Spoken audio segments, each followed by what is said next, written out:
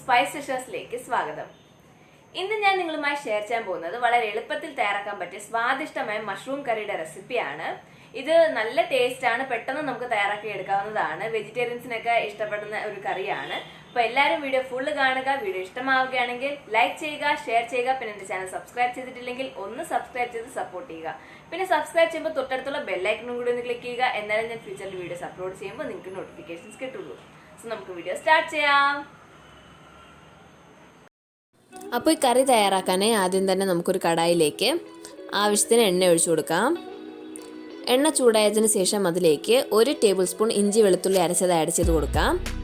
എന്നിട്ട് അതിൻ്റെ പച്ചമണം മാറുന്നത് വരെ നന്നായിട്ട് വഴറ്റി കൊടുക്കാം.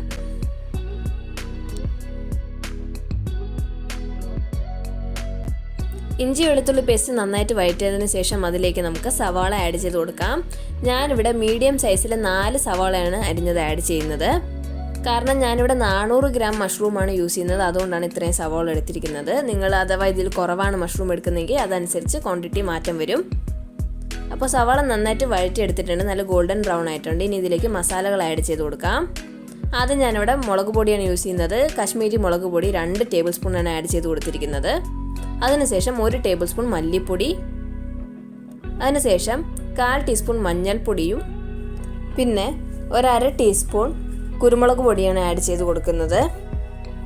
പിന്നെ അതിനുശേഷം 1/2 ടീസ്പൂൺ ഗരം മസാലയും കൂടി ഒന്ന് ആഡ് ചെയ്ത് കൊടുക്കാം. എന്നിട്ട് എല്ലാ മസാലകളും സവാളയായിട്ട് നന്നായിട്ട് മിക്സ് ചെയ്തെടുക്കാം. അപ്പോൾ സവാളയും മസാലയെല്ലാം നന്നായിട്ട് മിക്സ് ചെയ്തെടുത്തിട്ടുണ്ട്. ഇനി ഇതിൻ്റെ പച്ചമണം മാറുന്നത് വരെ ഇത് നന്നായിട്ട് ഇളക്കി കൊടുക്കാം.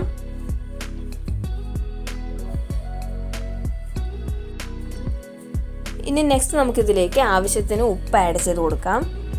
എന്നിട്ട് അതും കൂടി നന്നായിട്ട് മിക്സ് ചെയ്തെടുക്കാം.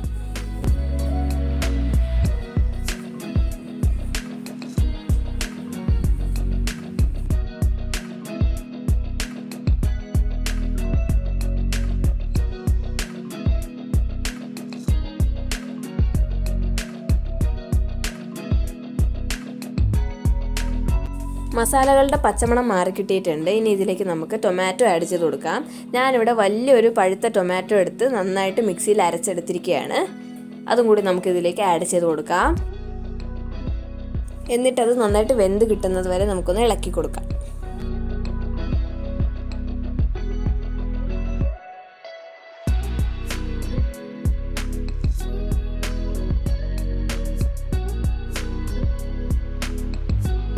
അപ്പോൾ ടൊമാറ്റോ പേസ്റ്റൊക്കെ ആഡ് ചെയ്ത് നന്നായിട്ട് വഴറ്റിയെടുത്തിട്ടുണ്ട്.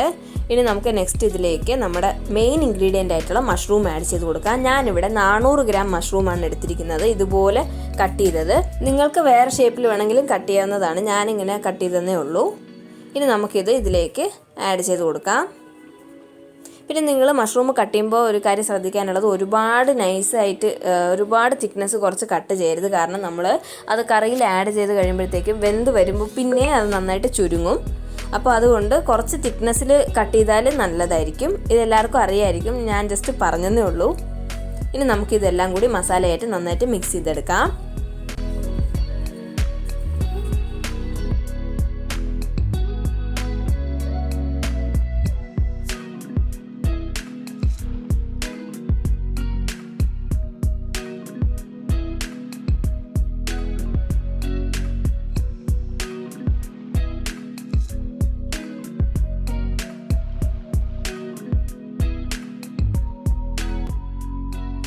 അപ്പോൾ ഞാനിവിടെ മഷ്റൂമും മസാലയും എല്ലാം കൂടി നന്നായിട്ട് മിക്സ് ചെയ്തെടുത്തിട്ടുണ്ട്. ഇനി നമുക്കിത് കുറച്ച് നേരം അടച്ച് വേവിക്കാം. അപ്പോൾ ഒരു 5 മിനിറ്റ് അടച്ച് വേവിച്ചതിന് ശേഷം നോക്കും, നമ്മുടെ മഷ്റൂമിൽ നിന്ന് തന്നെ വെള്ളം വരാൻ തുടങ്ങിയിട്ടുണ്ട്. കുറച്ച് ചുരുങ്ങിയിട്ടും ഉണ്ട് സൈസിൽ. ഇനി നമുക്കിതിലേക്ക് നമുക്ക് ഗ്രേവിക്ക് ആവശ്യമായിട്ടുള്ള വെള്ളം ആഡ് ചെയ്ത് കൊടുക്കാം. പിന്നെ വെള്ളം ആഡ് ചെയ്യുമ്പോൾ ചൂടുവെള്ളം തന്നെ ആഡ് ചെയ്യാൻ ശ്രദ്ധിക്കുക, അല്ലെങ്കിൽ നമ്മുടെ കറിക്ക് കളർ കിട്ടില്ല. അപ്പോൾ നമുക്ക് ഗ്രേവിക്ക് എത്രയാണോ വെള്ളം ആവശ്യം അത്രയും വെള്ളം ആഡ് ചെയ്ത് കൊടുക്കാം. എന്നിട്ടെല്ലാം കൂടി നന്നായിട്ട് മിക്സ് ചെയ്തെടുക്കാം. നിങ്ങൾക്ക് കുറച്ച് കൂടുതൽ ഗ്രേവി വേണമെങ്കിൽ കൂടുതൽ വെള്ളം ആഡ് ചെയ്ത് കൊടുക്കുക. ഞാൻ ഇത്രയും വെള്ളമാണ് ആഡ് ചെയ്തിരിക്കുന്നത്.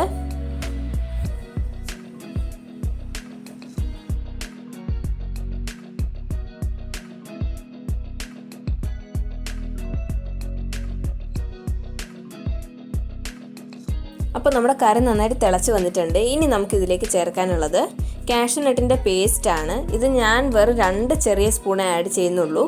കുറച്ച് കാഷ്യൂ നട്ട് വെള്ളത്തിലിട്ട് വെച്ചതിന് ശേഷം അത് നന്നായിട്ട് ഗ്രൈൻഡ് ചെയ്തെടുത്തതാണ്. 2 സ്പൂൺ മതിയാകും. ജസ്റ്റ് നമ്മുടെ കറിക്കൊരു നല്ല റിച്ച് ടേസ്റ്റ്, ഒരു കൊഴുപ്പ് കിട്ടാൻ വേണ്ടിയിട്ടാണ് ഞാനത് ആഡ് ചെയ്തത്. അല്ലെങ്കിൽ ഉള്ളൊരു പ്രശ്നം എന്താണെന്ന് വെച്ചാൽ നമ്മുടെ മഷ്റൂമും ഈ വെള്ളവും ഒക്കെ ഒന്നിങ്ങനെ സെപ്പറേറ്റ് ആയിട്ട് കിടക്കും. മസാലകൾ കറക്റ്റായിട്ട് മഷ്റൂമിൽ പിടിക്കില്ല.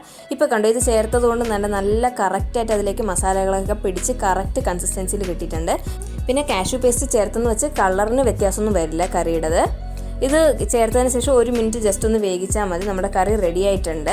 ഇനി ഇതിലേക്ക് ഫൈനലായിട്ട് കുറച്ച് മല്ലിയിലയും കുറച്ച് കറിവേപ്പിലും കൂടി ആഡ് ചെയ്തിട്ട് നമുക്ക് ഗ്യാസ് ഓഫ് ചെയ്യാവുന്നതാണ്. ഒരുപാട് നേരം വേവിക്കേണ്ട ആവശ്യമില്ല. ഇനി